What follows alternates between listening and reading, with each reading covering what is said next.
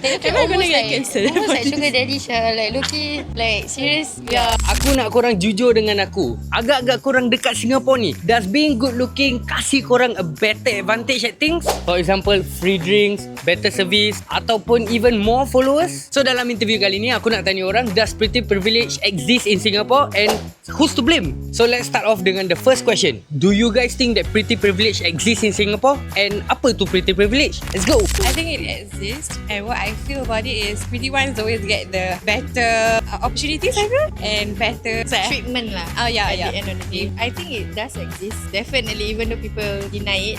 Naturally, if you're pretty, you get away with a lot of things lah. I think they do. You see all these like influencers and all these. They have a lot of sims. People that would buy their content, buy whatever that they sell just because they are pretty. A lot of sponsorships. I think in public also is the same.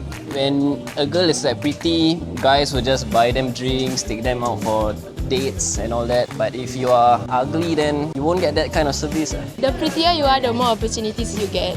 Or like the more people will like approach you. Cause like ada like kawan yang like prettier than us, then more people will like approach them or like nak kenal-kenal orang sebab orang lawa. Yeah, tapi like to me, pretty privilege exists, but just because you lawa doesn't mean your attitude pun lawa. Get me? I will agree with her. For example, like dia ambil lesen motor. Lepas tu macam she tell me that she realised that she get like special treatment from a certain instructor other than another girl. Like for example, like tolakkan motor ke. Then that's when I'm like, oh yeah, you're right. Because maybe you're pretty, you know, you get the privilege of that. I think personally, yeah, it does exist because like I personally went through it lah. You know, because I see like two people with the same perangai, but the one who looks better, right, he can lepas. I think it does exist because like I feel like especially in schools, the prettier girls always got like people listen to them more as compared to the girls that like not as pretty. And then I feel like when you look better, like people like respect you more.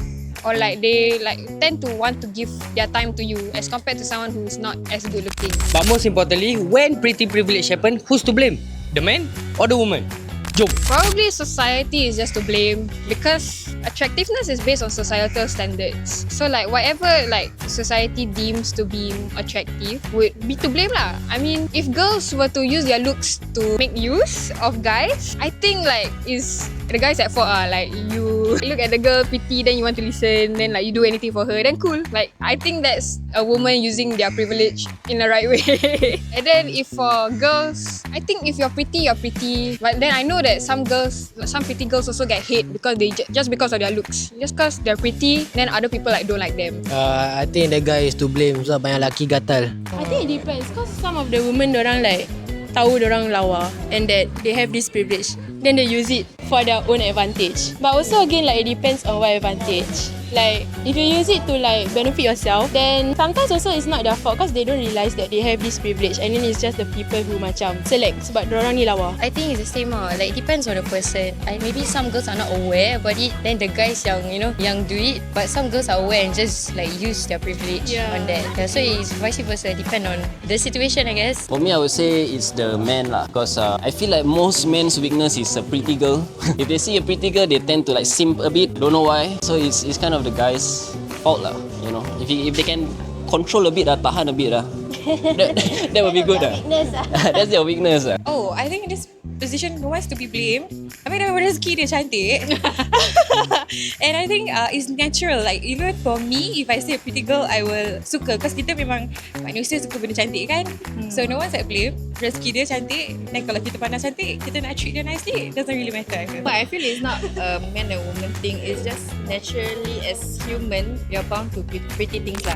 Okay, lastly, kalau sekiranya korang bangun tiba-tiba jadi 10 out of 10 punya good looking, what's the first thing that you guys would take advantage of? Rompak bank. Tak. Tapi you dah cantik sih. So, my answer stays rompak bank. I have no idea, but I think I will just be who I am. I don't want my beauty to define my actions. I feel, wow, it's true like let me do what I want to do, cantik or not. Yeah, that's my answer. Tapi I still want to jangan bilang orang rompak bank. Maybe I want to try things that I've never tried, macam modelling ke. Oh cool. Yeah, never thought probably of that. Because I'm not as pretty, right? So don't say the that. opportunities weren't presented last time. I feel like I would use my looks right and I would ask my friend for duit. Even like my friend ask me for money, like you know, if the house ask me for money, I will pinjamkan. But if the boys ask, right, If I woke up and I was a 10 out of 10, I would start posting more on social media. I just post whatever I want because I feel like when it comes to social media, like your looks matter. Prettier people get more views, and I feel like it's easier to, especially when it comes to social media, it's easier for someone who's more attractive to get their message across, I feel. Tak duit lah. For real. Economy tak boleh survive lah. If I woke up a 10 out of 10, I would just want money out. Yeah, for real. Actually, Yeah. Find a sugar daddy. Mama, this what she say around me. Kidding. Maybe I just walk around with my PayNow QR lah. Kapan orang bagi duit? I think mostly I will do the same thing. I mean, like, that's the main thing that we need right now. Everything's so expensive. GST dah If not naik. money, then like something I want lah. Then I'll ask them to like belikan or something.